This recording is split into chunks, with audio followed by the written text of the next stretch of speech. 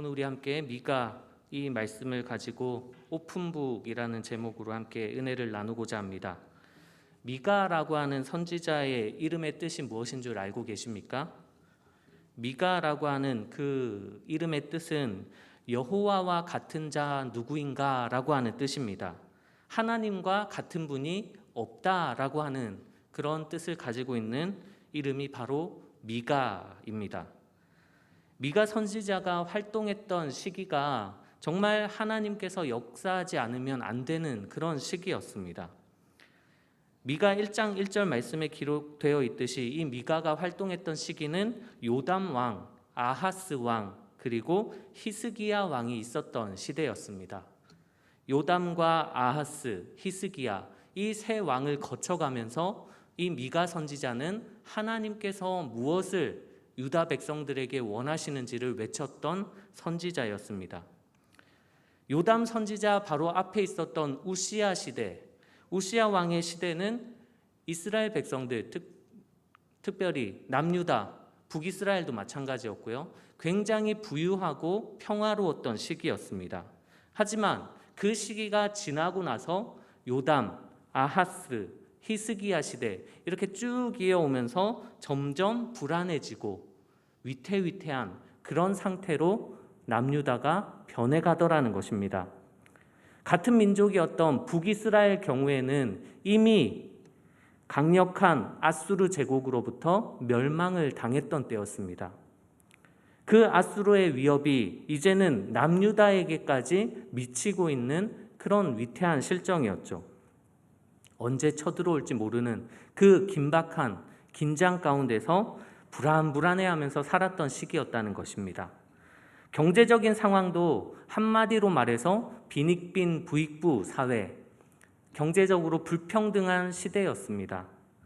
그래서 미가 2장 1절에서 2절 말씀을 보면 이렇게 고발을 하고 있죠. 그들이 침상에서 죄를 꾀하며 악을 꾸미고 날이 밝으면 그 손에 힘이 있으므로 그것을 행하는 자는 화 있을진저 밭들을 탐하며 빼앗고 집들을 탐하여 차지하니 그들이 남자와 그의 집과 사람과 그의 산업을 강탈하도다 라고 이야기를 하고 있습니다. 부자들이 침상에 누울 때마다 어떻게 하면 저 사람의 것을 빼앗지? 어떻게 하면 저것을 내 것으로 만들지? 그것만 고민하고 있었다는 것이죠. 그리고 실제로 날이 밝으면 빼앗을 힘이 있었기 때문에 그 약한 자의 그 재산들을 빼앗았던 시기가 이 시기였다는 것입니다.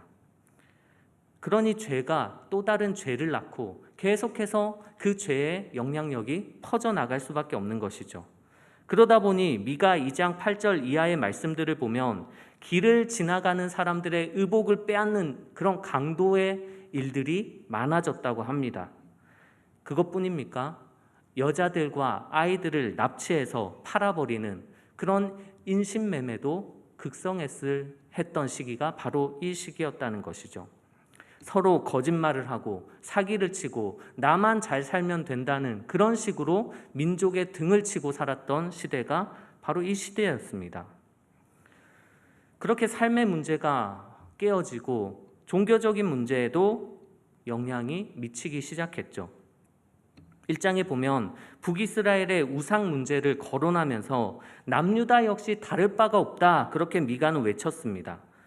유다에 우상을 숭배하는 산당이 있었기 때문이죠. 남유다 백성들도 입으로는 하나님을 섬기겠다고 말하지만 실제로는 내 삶에 무엇이 도움이 될까 그렇게 생각하고 따져가면서 다른 신들을 찾더라는 것입니다. 3장에 보면 지도자들에게 정의를 아는 것이 너희의 본분인데 어떻게 선을 미워하고 악을 기뻐하느냐 그렇게 꼬집어 말씀하시면서 백성들의 살을 뜯어먹고 가죽을 벗기고 뼈를 꺾는 자가 지도자들 너희들이다 라고 하나님께서는 한탄하고 계십니다. 평화의 시대가 아닌 회개하고 돌이켜야 하는 시대임에도 불구하고 종교 지도자들 같은 경우에는 어떻게 외치고 다녔는가?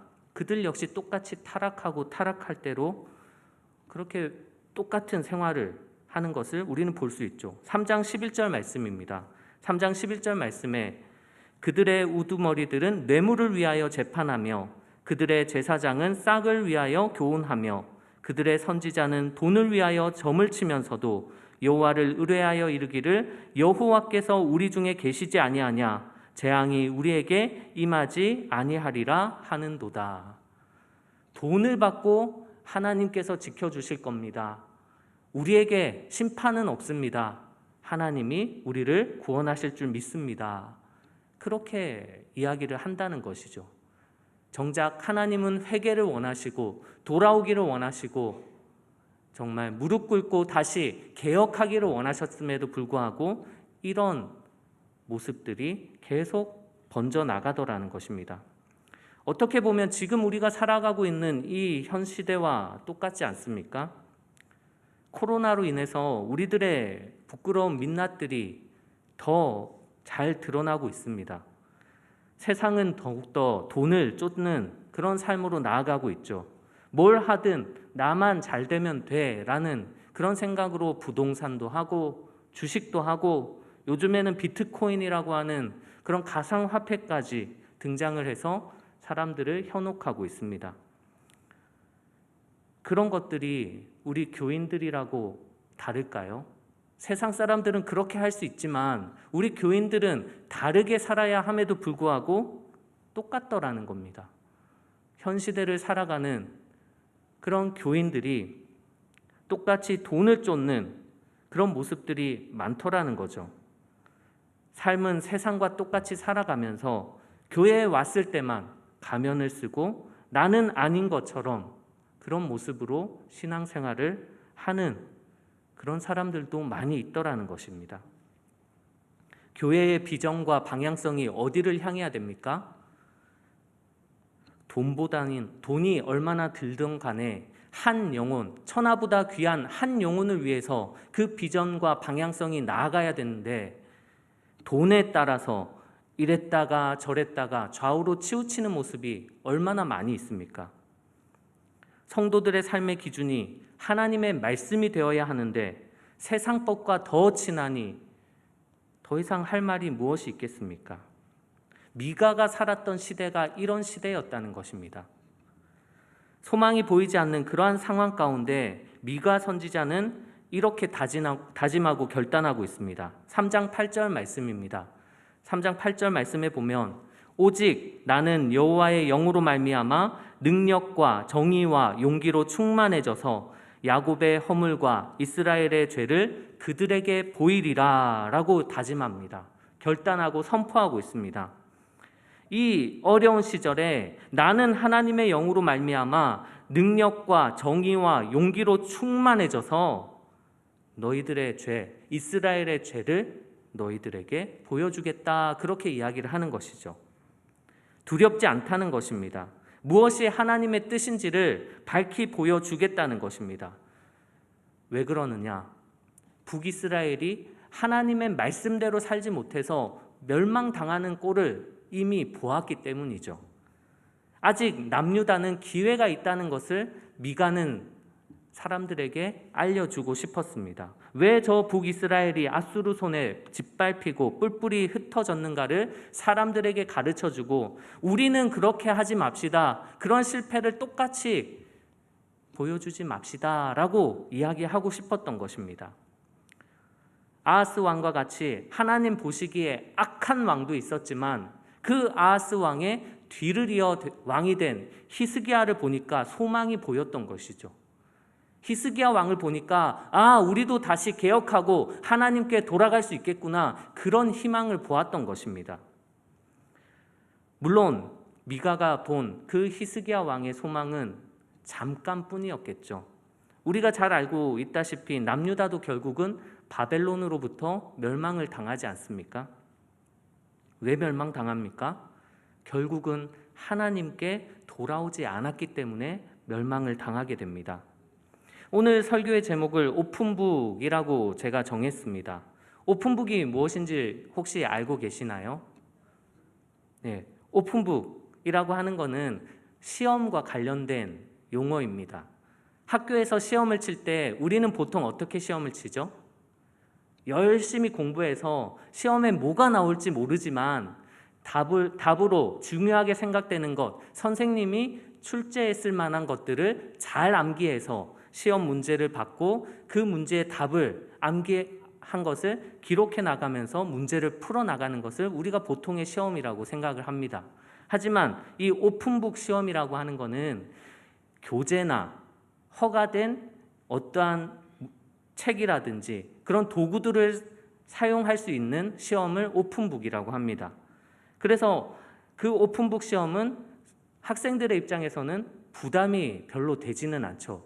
왜냐하면 책을 찾아보면서 시험을 칠 수 있기 때문입니다. 그래서 공부를 아무리 못하는 학생이라고 해도 오픈북 시험이라고 하면 끝까지 포기는 하지 않아도 되는, 어느 정도는 마음의 안심을 가질 수 있는 그런 시험이라고 할 수 있는 것이죠.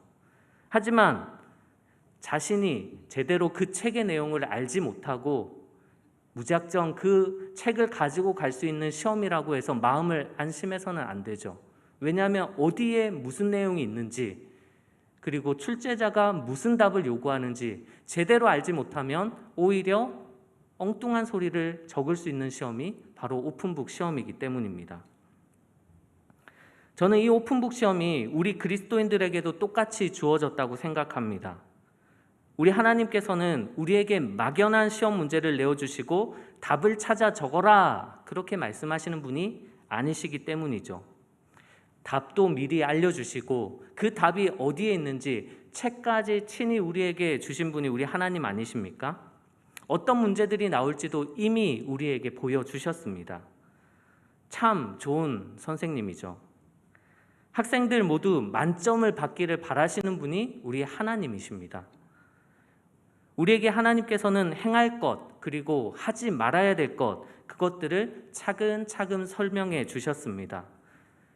자연 만물을 보고 하나님을 알아라, 스스로 알아라, 그렇게 막연하게 우리에게 요구하시는 것이 아니라 특별 계시인 성경 말씀을 통해서 하나님은 이것을 원하고 이것을 하지 않기를 원하신다, 분명하게 제시를 해주셨죠.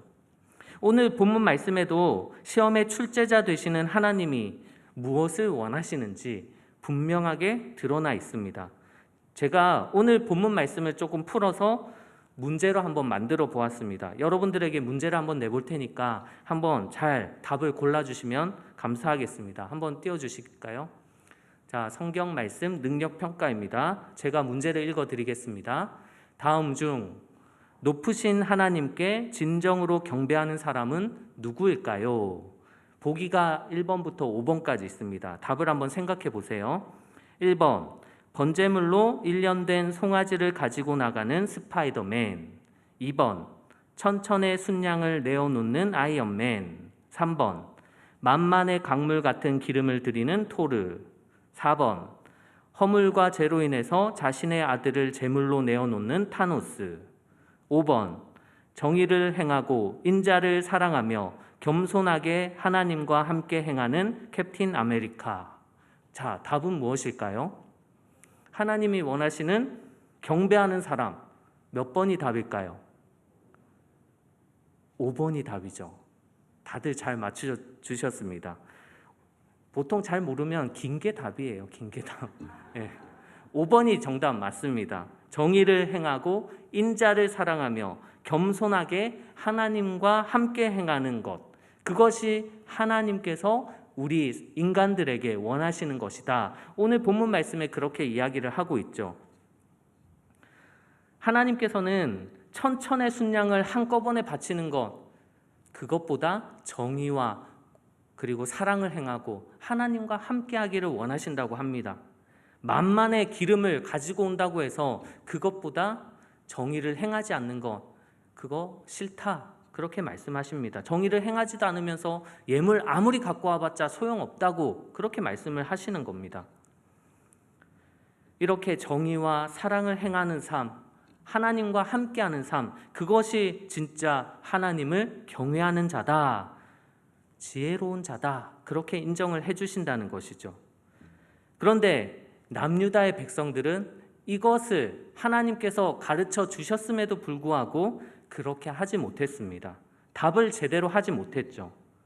이미 오래전부터 여러 과외 선생님을 붙여가면서 선지자들을 붙여가면서 그렇게 알려주셨음에도 불구하고 답을 제대로 못하는 것입니다. 그러니 어떻습니까? 빵점을 맞으니 당연히 매를 들어야겠죠, 선생님이. 그러니까 하나님께서도 매가 너희들에게 예비되어 있다, 그렇게 9절 말씀에 기록하고 계신 겁니다. 어떤 매를, 왜 매를 들어야 했는가, 그 이유도 하나하나 9절 이하의 말씀에 보면은 기록을 하고 계시죠. 10절을 보니까 너희가 불의한 재물이 있다, 축소시킨 가증한 에바다, 그렇게 이야기를 하고 계십니다. 정의를 행하지 않고 남들 속여서 너희 재산을 증식시키고 있구나. 그러니 너희는 매를 맞아야 돼 라고 하시는 거죠. 11절에도 마찬가지입니다. 부정한 저울과 거짓 저울추, 그것을 가지고 속여서 재산을 너희가 끌어모으고 있구나. 매를 맞아야겠다. 그렇게 하나님 얘기하시는 겁니다. 정의가 아니라는 겁니다. 하나님은 정의롭게 살기를 원하시는데 너희가 정의를 해치고 있구나, 그렇게 말씀을 하신다는 거죠. 또한 12절 말씀에 보니까 부자들이 강포가 가득하구나, 그렇게 이야기를 하십니다. 남들보다 여유가 있으니까 가난한 자들을 살피고 보살피고, 특별히 같은 민족이라고 하면 더더욱이 그렇게 행동을 해야 되는데, 그럼에도 불구하고 오히려 자신의 이익만 생각하고 욕심만 생각하고 남의 것, 가난한 사람들을 더 강탈하는 그 모습을 보면서 너희가 인자를 사랑하지 않는구나, 그러니 매를 맞아야겠다, 하나님께서 그렇게 이야기하시는 겁니다. 하나님께서 원하시는 것, 그것은 정의를 지키고 사랑을 베푸는 삶입니다. 그렇게 살면서 자기 자신을 드러내는 것이 아니라 겸손히 하나님을 드러내면서 사는 삶, 그것을 하나님께서는 원하고 계신 것입니다. 그런데 남유다는 실패했습니다. 북이스라엘도 진작에 실패했습니다. 그러니 하나님께서 13절 이후부터는 너를 쳐서 병들게 하겠다, 어떤 매를 들 것인가, 병들게 하겠다라고 이야기를 하고 계시죠. 먹어도 배부르지 못하게 할 것이고 씨를 뿌려도 추수하지 못하게 할 것이고 너를 사람들의 조롱거리로 만들겠다, 그렇게 말씀을 하시는 겁니다. 이 이야기가 우리와 전혀 상관이 없을까요? 우리에게도 똑같은 문제를 하나님께서 이미 내어주셨습니다. 이 남유다의 백성들에게만 내어주신 문제가 아니라 지금 현 시대를 살아가고 있는 우리에게도 똑같은 문제가 주어졌습니다. 우리는 어떻게 답을 해야 될까요? 우리는 예수님께서 가르쳐 주신 하나님 나라의 백성답게 그 답을 채워 나가야 될 줄 믿습니다.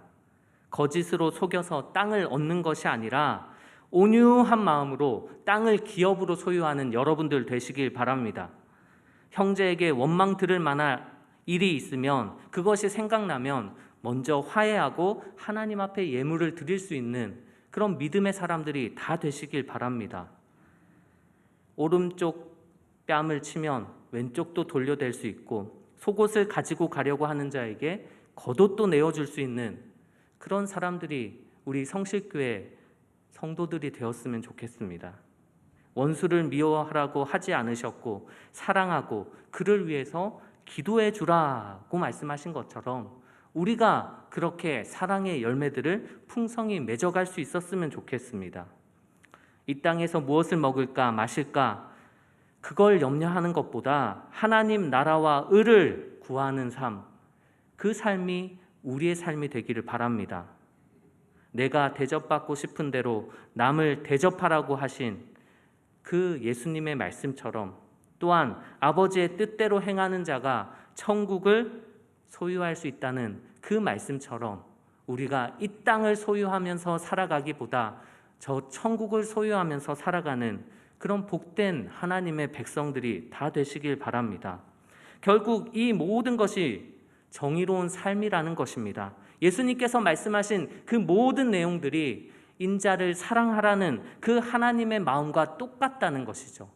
정의를 행하고 인자를 사랑하고 겸손히 하나님과 함께 동행하는 삶이 이미 예수님께서 우리들에게 가르쳐 주신 삶의 모습이라는 것입니다.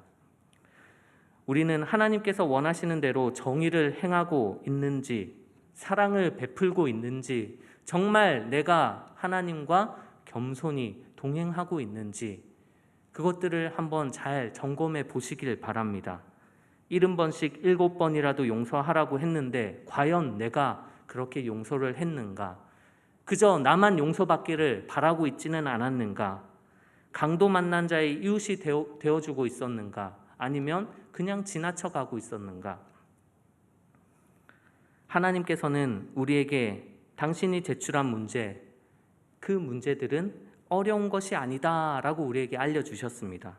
신명기 30장 11절부터 14절 말씀에 보면 내가 오늘 내게 명령한 이 명령은 내게 어려운 것도 아니요 먼 것도 아니라 하늘에 있는 것이 아니니 내게 이르기를 누가 우리를 위하여 하늘에 올라가 그의 명령을 우리에게로 가지고 와서 우리에게 들려 행하게 하랴 할 것이 아니요 이것이 바다 밖에 있는 것이 아니니 내가 이르기를 누가 우리를 위하여 바다를 건너가서 그의 명령을 우리에게로 가지고 와서 우리에게 들려 행하게 하랴 할 것도 아니라 오직 그 말씀이 내게 매우 가까워서 내 입에 있으며 내 마음에 있은즉 내가 이를 행할 수 있느니라.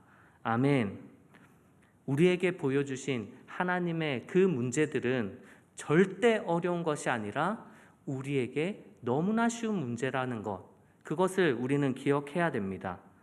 먼 것이 아니라 가까워서 내 입에 있고 내 마음에 있기 때문에 언제든지 하나님께서 시험 문제를 내어주시면 바로 적을 수 있는 그런 답이라는 것이죠. 보고 답을 쓸 수 있게 오픈북 시험이 매일매일 우리의 삶 가운데서 치러지고 있다는 것입니다. 여러분들께서 입술 가운데 하나님의 말씀으로 가득 채우고 있으면, 내 마음 가운데 하나님 말씀으로 가득 채워져 있으면 그 시험 별로 어렵지 않다는 것이죠. 하지만 성경 말씀을 가까이 하기보다 세상의 것으로 가득 채워져 있고 하나님의 그 말씀을 좀 더 사모하기보다 세상의 다른 것들로 내 욕심 때문에 눈이 돌아가 있다면 그 시험에 제대로 답을 하기 어려울 것입니다. 그러면 우리도 결국 매를 맞을 수도 있겠죠. 저는 여러분들이 하루하루의 삶 가운데 그 하나님의 시험을 잘 치르시기를 축복합니다.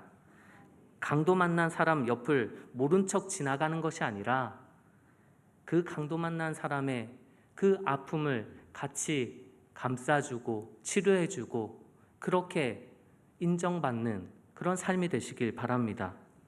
굶주린 거지 나사로를 외면했던 부자가 되지 마시고 그 거지 나사로가 아브라함 품에 안기기 전에 나로 인해서 따뜻한 위로를 받을 수 있는 그런 일들이 우리 성실교회 가족들로 인해서 많이 나타났으면 좋겠습니다. 로마서 12장 1절 말씀, 여러분들도 잘 아시는 말씀일 겁니다. 그러므로 형제들아 내가 하나님의 모든 자비하심으로 너희를 권하노니 너희 몸을 하나님이 기뻐하시는 거룩한 산 제물로 드리라. 이는 너희가 드릴 영적 예배니라. 우리가 하나님께 기뻐하심으로 드릴 수 있는 그 영적 예배, 그 예배의 내용들이 무엇일까요? 로마서 12장 2절부터 그 내용들이 나타납니다. 그 영적 예배의 내용들 무엇이냐? 이 세대를 본받지 않고 구별되는 것이죠. 어떻게 구별되는 것일까요? 그리스도 안에 한 몸 이룬 지체들을 서로 사랑하고 섬기는 것입니다. 또한 위로하고 구제하고 긍휼을 베풀고 사랑을 하는 것, 기도에 힘쓰고 가난한 자들에게 쓸 것을 공급하는 것, 겸손하고 악을 악으로 갚지 않고 선한 일을 도모하여 선으로 악을 이기는 것, 그것이 바로 로마서를 쓴 바울이 하나님께 받은 말씀인 것이죠. 어떻게 우리가 영적 예배를 드릴 수 있는가? 이런 것들을 통해서 하나님이 기뻐하시는 거룩한 산 제물로 우리가 예배자로 설 수가 있다는 것을 로마서 12장 1절부터 그 이하의 내용까지 쭉 살펴보시면 그렇게 기록이 되어 있더라는 것입니다. 주 안에서 한 몸을 이룬 성실교회 가족 여러분, 하나님이 기뻐하시는 정의를 행하는 여러분들의 삶이 되시길 바랍니다. 사랑을 베풀고 영적 예배자로 이번 한 주간도 많은 열매 맺으시길 바랍니다. 모든 예배에 참석하고 많은 헌금을 드리는 일도 좋은 일이지만 그것보다 먼저 정의와 사랑을 행하며 겸손히 하나님과 동행하는 여러분들의 삶이 되시길 주님의 이름으로 축복합니다.